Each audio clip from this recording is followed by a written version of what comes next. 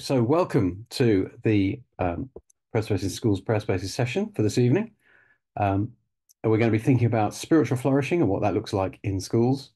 And I'm going to introduce our special guest in a moment. But first of all, let's just be still and remember that we gather because Jesus is already here, and he walks with us, and he works with us, and he invites us into his kingdom work.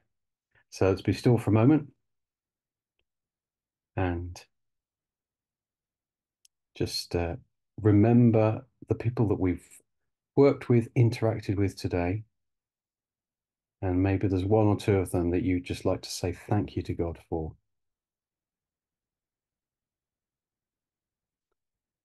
God, thank you that we are able to partner with you as you extend your kingdom into the lives of children and young people in the schools of our nation. God, we are forever grateful for the openness that there is in schools for us to be a kingdom presence there and to be your people, a people of blessing in our schools and colleges in this country. Help us now as we think about what it is to flourish spiritually, how to encourage children and young people to be curious about their spiritual nature and to explore that in ways that are healthy and that point to you. Thank you. Amen. So it's a real privilege to introduce Ali Rice to you today. Ali, give us a wave so that people can see which ones are. Oh, there we go. So we've been spotlighted. So Ali, just tell us kind of where are you and what do you do? How are you involved in schools? Great. So, yeah, I'm Ali. I'm based in Wigan, in Ashton and Makerfield, which is in the northwest of England. If you're not sure where Wigan is, we're famous for eating pies, which, yeah, I can concur, they're good. And I'm basically, I kind of have a background in primary education, but I'm at the moment involved in doing lots of work with particularly church schools and I get to go into church schools and help them look at elements such as collective worship and spiritual flourishing. So I do have one of my colleagues with me today, Sam, who may make an appearance a little bit later on. She's on the board at the moment. Yeah, so yeah, I get to go into schools and we get to chat about how we can develop that school with opportunities for spiritual flourishing. Brilliant. And you're, as we saw earlier, you are in the throes of about to run a prayer space in a school this week. Whereabouts is that, and what's happening there? Yeah, so that is I'm going to um, a high school in Ellesmere Port, which is in the Chester diocese, and they're running a prayer space for their year 7 to year 9 pupils. And having not had that kind of interaction previously, we've now done a prayer space annually for the last 3 years. So it's really exciting to watch them growing as a school and growing in their understanding of what it means to offer these opportunities for spiritual development and ultimately, offering pupils an opportunity to engage in prayer, which is what we're all about. So how have the last 2 years been? What have you seen? Great. So I think the first year we concentrated looking at the school's kind of vision and their associated um, values, and I think pupils found that really eye-opening to kind of come into a prayer space. They didn't have a kind of necessarily a reference for what that might look like. I think their idea of going into a prayer space um, was entirely different to what they actually experienced. Prayer spaces are hugely tactile and very interactive. Um, and so we've had a huge kind of, I do a questionnaire at the end with all of the pupils, and then I get to sift through, 600 questionnaires for the next few weeks. But we've had a fantastic kind of amount of pupils saying that they would recommend, the prayer space to a friend, and also sharing some of their stories, which I do have in the PowerPoint a little bit Mhm. later. I'm going to share some of what they've said the prayer space has helped them to do or to feel. Brilliant. Well, I'm going to hand over to you at this point just to introduce this and help us to explore the subject of spiritual flourishing, what that is, and how we can help pupils to really engage spiritually within a prayer space. So over to you, Ellie. Great. I shall pop my screen on to share. Here we go. Fantastic. So, as Tim just said, we're going to be thinking about, what is spiritual flourishing and how can we support it in a setting, in a school setting for the whole school community. So, that people from all different walks of life, all different experiences, all different faith and belief backgrounds can engage with. So what I didn't check was that there we go, I clicked and it worked. There we go. So I just thought we'd start tonight with a little quote from St. Augustine that really frames for me what Christian spirituality is all about. So we'll look a little bit at Christian spirituality and then we'll broaden that into kind of spiritual flourishing in schools. So St. Augustine says this, he says, "You have made us for yourself, O Lord, and our hearts are restless until they find their rest in you." And, Christian spirituality is really rooted in that belief that every human being has been created by God and we've been made in his image. And we've also been created, every human has been created to be in an intimate relationship with God. And so that idea of, how our souls feel restless until we find our home in God, I think is a really lovely way of kind of summing up Christian spirituality. Part of that as well is the kind of belief that to be human, because we're made in God's image, because we're created by God and for God, that like every human has the capacity to be spiritual. There's also, the New Testament is full of, opportunities for us to encounter Jesus. And Jesus talks about how he comes to bring fullness of life. And, that is in the physical world, but also spiritually, and how, he can, well, I'm going into the gospel now, but, the fullness of life that Jesus brings, body, mind, and spirit. And then also, in the New Testament, we see lots around the Holy Spirit and how the Holy Spirit empowers believers to grow spiritually by helping them to become more like Jesus. And that part of spirituality from a Christian perspective is about, spiritual growth, that we are to become, mature spiritual people who, I think there's a passage somewhere in the New Testament that talks about, you're doing a great job at loving people. Well, then keep on loving and love deeper and love more. And we're meant to grow in the way that we love and in the way that we kind of become more like Jesus. So that's a very whistle-stop tour of Christian spirituality. But I just thought I'd pull out from the kind of Christian spiritual practices. There's many practices that Christians will kind of partake in, things like Bible reading, meditation, fasting, solitude, worship through song. But Richard J. Foster says this, he says, of all the spiritual disciplines, prayer is the most central because it ushers us into a perpetual communion with the Father. And I think that's just a lovely thing to think about when we're talking about spiritual flourishing, that actually prayer is central to the spiritual lives of people, because it brings that connection between us and God, and helps us to find a way to talk to him. And that's why, as Christians, we're really passionate about things like prayer spaces in schools, where we can offer that opportunity for children and young people to engage with God, to be uttered into that perpetual communion with the Father. And when we do that, amazing things can happen.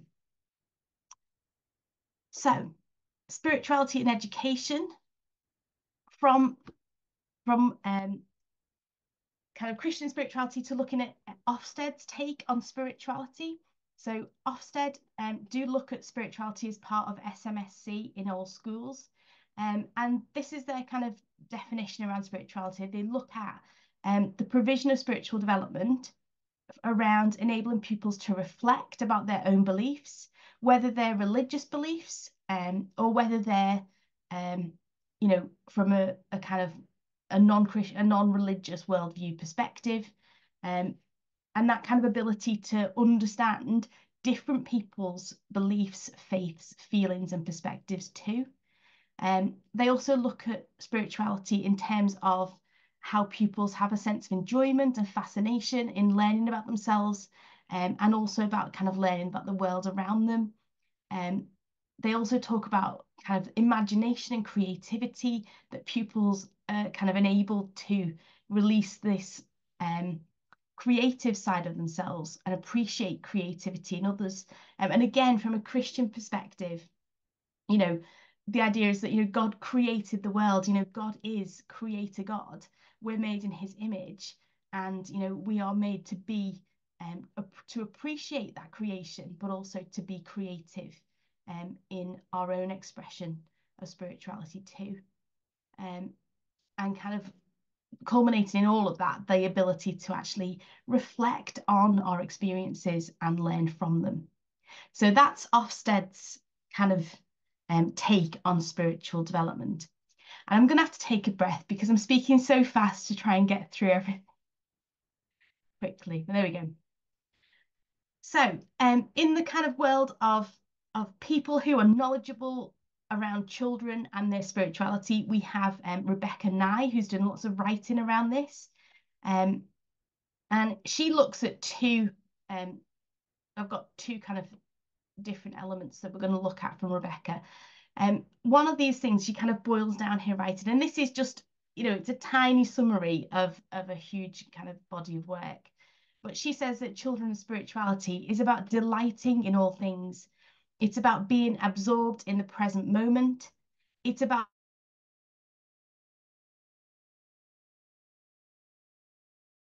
great. Okay, I am so sorry about that, everyone. Thank you for your patience. Um, Yes, okay. So Beck and David Hay, they have come up with these terms of self, others, beauty, and beyond to kind of help um, people understand more about relational connections. Um, now, Press Space in School, we kind of use words that are similar to theirs, but we have slightly different words, but we have self, other people, we talk about the world and the sacred or the divine. But really, the idea of self is about this kind of really understanding the inner person, and kind of reflecting on the sense of understanding of being a unique person. Um, in terms of looking at others, it's about that connection with others and developing a real empathy for other people and how we treat people. In terms of beauty, it's more about kind of recognizing, that's why we call it the world at prayer spaces in schools, because it's about recognizing the physical and creative world and the beauty that we find within that, and kind of really kind of connecting with that. But also, there's a lot of things that aren't beautiful in the world. And I think prayer spaces are a great way of helping people to connect with things that are going on that aren't beautiful, that are around suffering and challenge, and they give us a really meaningful way to explore things like that too. And then the idea of beyond is that idea that, we're part of something bigger than ourselves and an opportunity to kind of explore, um, explore who God is, explore what kind of their place is in the great scheme of things. So we'll have a quick whistle stop tour through Liz Mills, just that's quite helpful. In a lot of schools use these tools of windows, mirrors, and doors to look at ways of reflection. So if you're going into a school, sometimes you might see things like a window, mirror, and a door on display. And these are ways of the window. The idea is that we look out of a window and we can see what's going on in the world. We can look at the hours of the world, those difficult, challenging things that we come up against, but we can also look at the wows and the beauty and experience that. There's also an opportunity in terms of the mirror is about more self-reflection.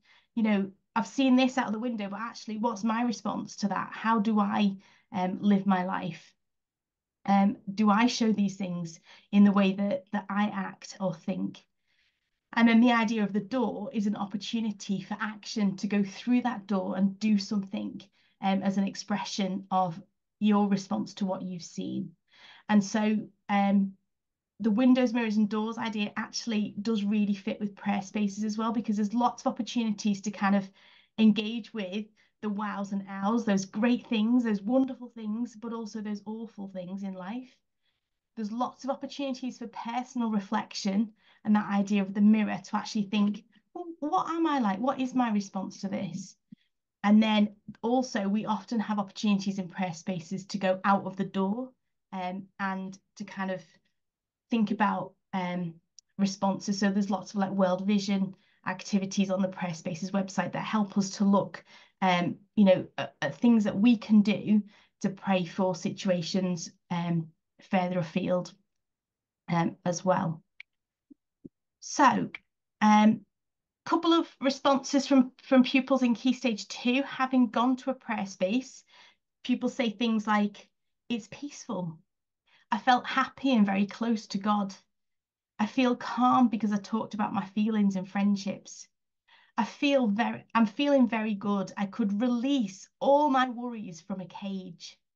How wonderful is that, that a pupil's come out and felt that they've been able to release all their worries from the cage that they feel like they're living with. And others saying things like, "I felt connected to my brother and I thought about people around the world." We've got some others from Key Stage 3. So things like, them actually articulating, "I found it spiritually uplifting and calming. Um, it made me realize that we all make mistakes, and it made me learn to forgive and forget unnecessary things. I felt like God calmed me and God was with me. My inner peace calmed. It made me realize I'm worth more than I think I am." So you can just see from that little snapshot of some of those kind of quotes from pupils that they see the impact of going into a prayer space as having an impact on their own personal spiritual flourishing. And so I've just kind of pulled out from prayer spaces some of the things, what might spiritual flourishing look like in a prayer space. So it might look like a deepening sense of self-worth or self-awareness. It might look like a growing empathy and desire to support and connect with others. It might look like a willingness to forgive and say sorry. It might look like an increasing sense of thankfulness and appreciation and delight in the world's beauty. Or it might look like wrestling with the reality of suffering and challenge in the world. It might look like a desire to make a difference or a feeling of being part of something bigger than themselves. It might be an openness to connection, an opportunity for kind of thoughtful reflection where pupils can like think deeply. It might be a place where they're kind of asking ultimate questions about meaning and purpose. It could be about gaining a sense of peace and calm, a sense of release from sadness and pain, an opportunity for creative expression, or just that kind of sense of being fully absorbed in the moment. And hopefully, it could look like a desire to pray more often and engage with prayer and God more frequently. So some practical tips before going to school. I would just say, just check with the school if they already have a language that they use to talk about spiritual things. And if they do, so if they have, for example, windows, mirrors, and doors, that's something you can bring into the prayer space. If they don't, it's fine. You can kind of use any of those ideas. And then in terms of while you're planning your prayer space, think about opportunities to connect, the pupils to connect deeply with themselves, others, the world, and the sacred or the divine. So having a balance of opportunities in that prayer space where you're thinking about yourself, others, looking out into the world, and then like thinking about connection with God is great. And then also just thinking in your prayer space, have you got an opportunity to delight in something or to be creative? Or, are there going to be things where they're really absorbed in the moment in this? are there kind of opportunities to deepen curiosity and ask ultimate questions, or maybe to engage with injustice, and bring light to others, and ultimately to kind of seek meaning and purpose. And then the other thing, kind of a practical tip, is just that during your prayer space, it's really looking for opportunities to help pupils to reflect on their experiences. So it might just be that after they've been to an activity, having plenty of volunteers there that can say, how did you find that?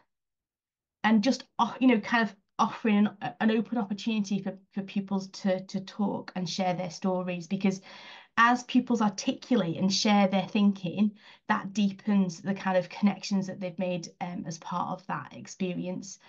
Um, if you're not able to do that, sometimes something like a questionnaire that I do, at the high school, is a great way of, I'm gaining feedback from them, but it's also an opportunity for them to reflect and think, about, the experience that they've just had. Okay, so we've got Sam from Rimrose Hope. Sam, do you want to unmute yourself for a second? We'll be super quick. Yes. Fantastic. Hi, Sam. Hi, Um, Ali. Hi, want to everyone. just tell us a little bit about the work we've been doing at Rimrose? Yes, of course. So Ali and I have been working together now for about 18 months, coming up to 2 years, Ali. Yeah. Um, so what we found is that post-COVID, our school was in a really, really difficult position. So our children, although they've maintained the standards in English and writing, what we found is that many of our children were really struggling with their social, emotional, and mental health, and that we felt that our children weren't flourishing.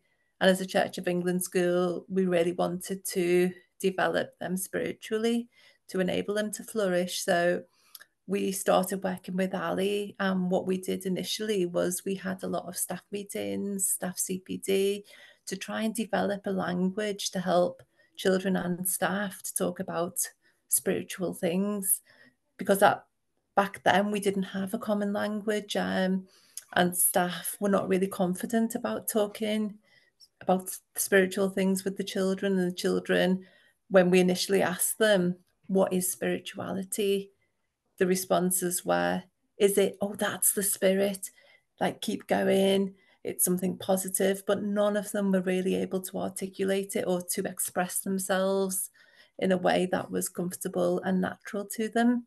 So working with Ali, we used Liz Mill's approach of windows, mirrors and doors, and we've developed language associated with that. So for the window, obviously it's the hows and the wows, but for the mirror, we talk about the now and the how.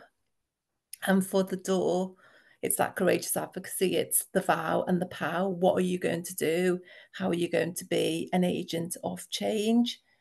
And within that, we refreshed all of our prayer spaces because some of them were quite tired, quite dated. The children were not really sure how to use them or what to do when they were there.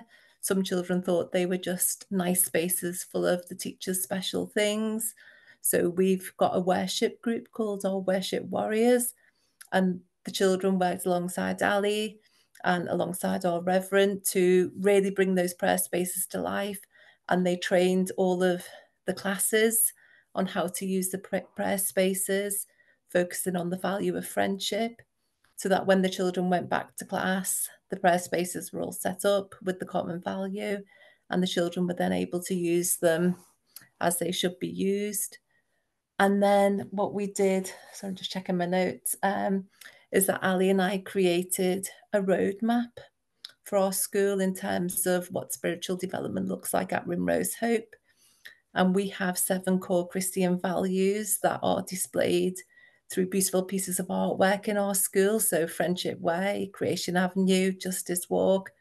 And we use those values to help us guide our way through our spiritual development journey.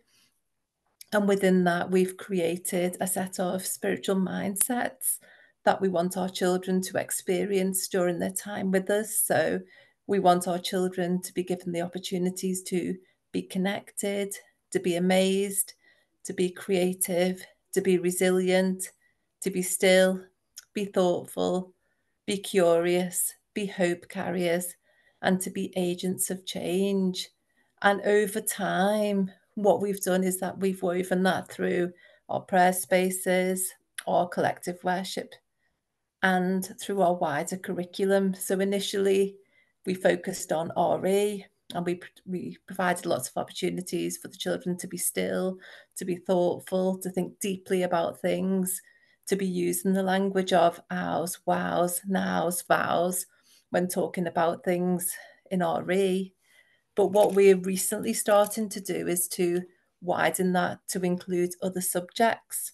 So in geography, for example, the children will go out with some like viewfinders, and they will go out and they will explore the school grounds, they will explore the local valley, and they'll look through the viewfinders and they'll think of things that make them go, wow. What makes you go, wow? Can you find something that makes you go, oh, that's a bit of an ow? Can you find something that you think you could improve in the local area? So it's using that spiritual language, but it's right across the curriculum. And we used it also in a history lesson. So the children during Black History Month were learning all about the work of Mae Jemison, the first African American woman to go to the moon, and the inequality she faced during those times. And at the end of the session, the children were all given like a small prayer rock, and they were able to be still, to think deeply about the impact of May's work and whether or not racism is still occurring now in 2024. And the children then, they all place their rocks to create that lovely kernel with the candles. And then they made a vow. So it could, some children shared them, some children just kept them in their own head about how they could make a difference. So for us, we've seen a big change in our children, that they are thinking more deeply about things. The children are be given more time to be still, to be in the moment. The reflection areas are now, they're used. The children really value them. It's a place where they feel safe. It's a place where they can go, be still, ask big questions, respond in a variety of ways. Because in the past, maybe there's been an expectation that the children always have to produce a written response on a prayer table, and that's not the case. So it's changing staff mindsets about, it doesn't always have to be a prayer to leave on the prayer table, that we can be more creative in our responses. And the children, they're great. Do you know, they're really reflective, and they're not afraid to ask those big questions, because they've got that relationship now, I feel, that they didn't have before, and they're encountering the teachings of Jesus, and they're more comfortable with their faith, because we don't have a church by our school. Our nearest church is 3 miles away. I don't have a big worshipping school community. Our school is the church, and it's really important that we give the children the opportunities to like progress on their own faith journey and to develop their own spirituality. Oh, Brill. Thank you so much, Sam. Is that okay, Ali? Sorry, I rattled through that, everyone. Sorry. No, that's great. It's just a lovely little snapshot of the work that you've been doing and the impact that it's really had on the children. So thank you so much. And it's lovely to hear how things like just little elements of prayer space are making their way into the curriculum as well. And those opportunities are great too. I'm sure that's a whole other session we can do another time. But just to say as well, the backpack that Sam kind of shared, we've kind of made that into a physical backpack full of lots of resources so that children can take that out into the playground and explore prayer and explore those different spiritual kind of mindsets through prayer. And after the session, Naomi or Tim will kind of send those out to you as a PDF so you can have a look at them, peruse them, and feel free to use them. And a lot of them are based on things from prayer spaces in school as well. Great. So in terms of just having a chat in our breakout rooms, obviously whatever you like, but if you want to kind of shape your conversation, think perhaps about what you consider to be the fundamental elements of spiritual flourishing within a prayer space. And then also think about maybe some examples of any times you've you've been involved with the prayer space, if you've had that experience yet, any examples of spiritual flourishing you've seen as a result of some of the activities or the work that you've done. And then also to start thinking about how you might consider when you're planning your next prayer space, how can you make the most of those opportunities for spiritual flourishing? How might it change or shape the way that you plan your space together? Great, Ali. Thank you so much. There was so much in there. But Naomi's going to hit the magic button, which sends us all off to breakout rooms. We'll have about 10 minutes, so we'll be back at 20 past, and then there'll be some space for any questions that you have for Ali about this. But for now, see you in a breakout room. Welcome back. If you've, I hope you found that helpful. I hope you met somebody fascinating and you're able to trade stories and experience and questions and all of that. So if you've got a question, how about putting it in the chat, and then we can go through those as they pop up, and we'll direct them in Ali's direction. As I said in the notes, the thing that I found fascinating was when Ali and Sam were talking about how integrated this was in the life of the school, and how it suddenly it moved from being something that like obviously is true and helpful and healthy and all that, but worked out in the depth and breadth of the life of the school.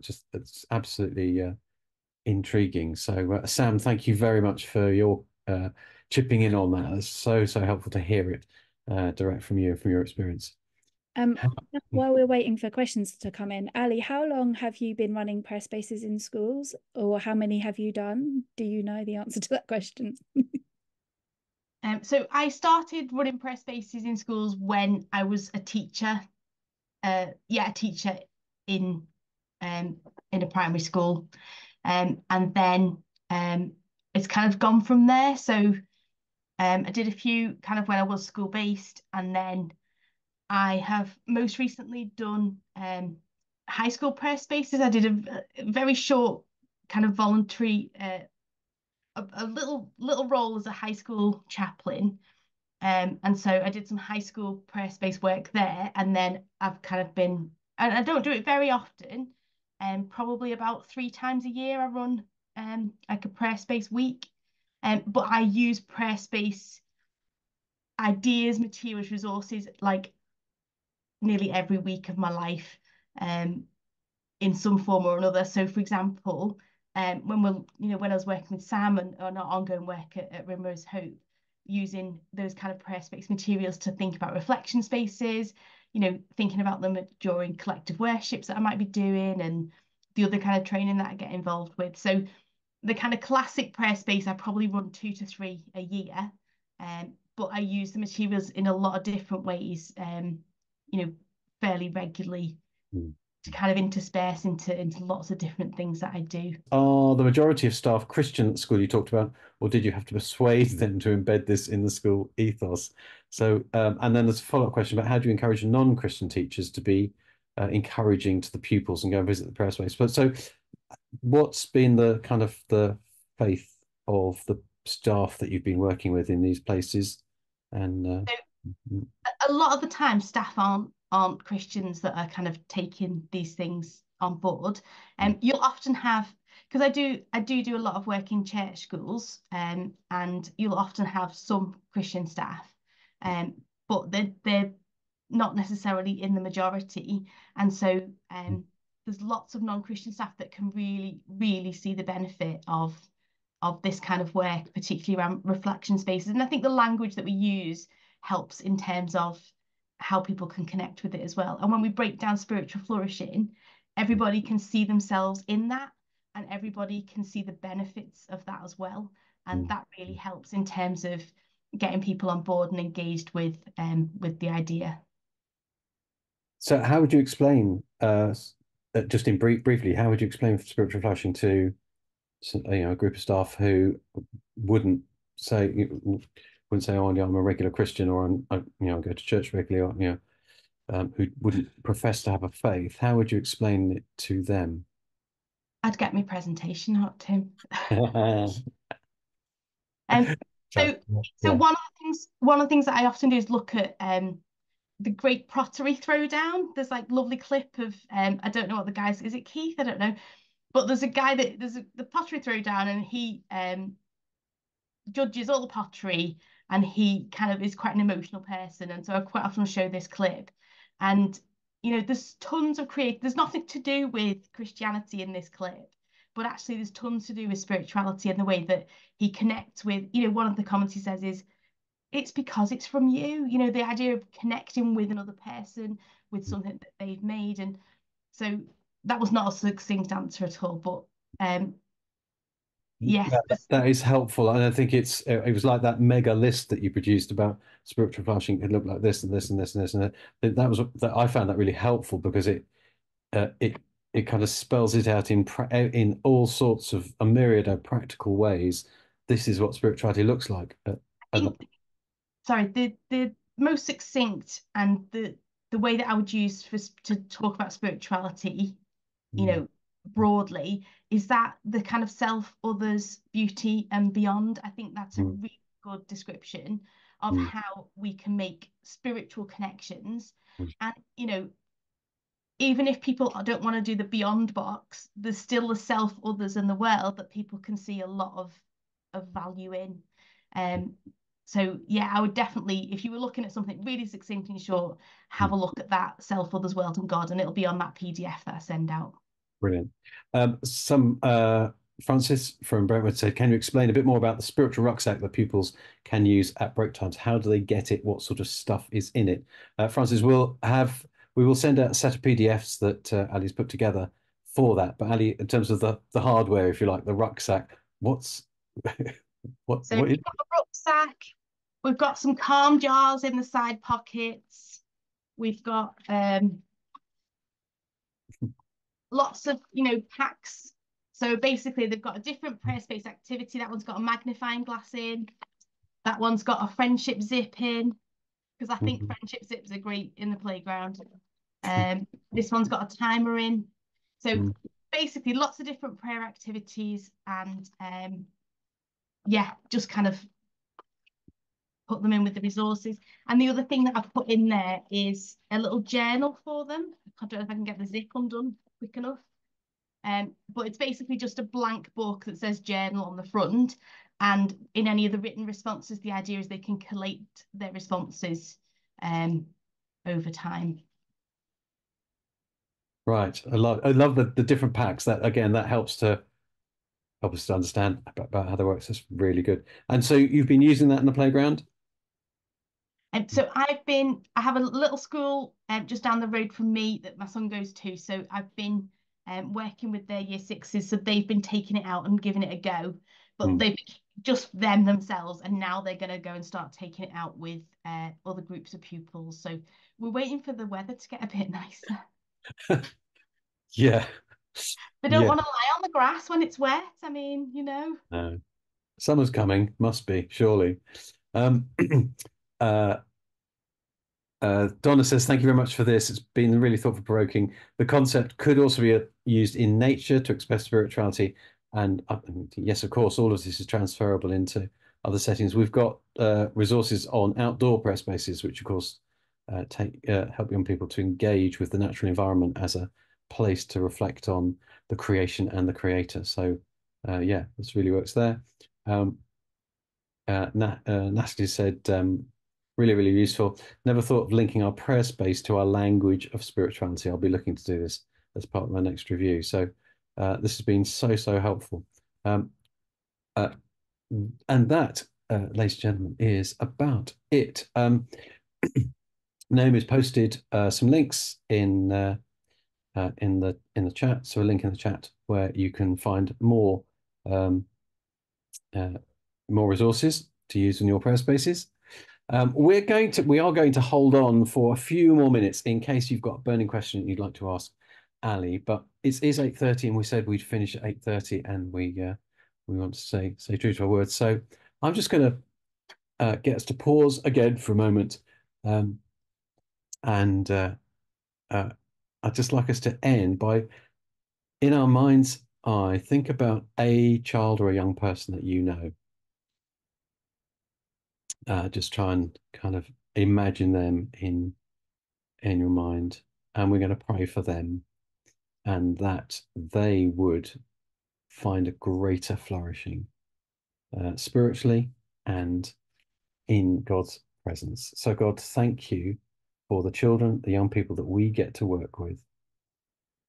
Our prayer for them is, Holy Spirit, that you would work in their lives to help them to come to life spiritually, to flourish spiritually, and help us in the work we do with them to enable that, to nurture that, and to encourage that.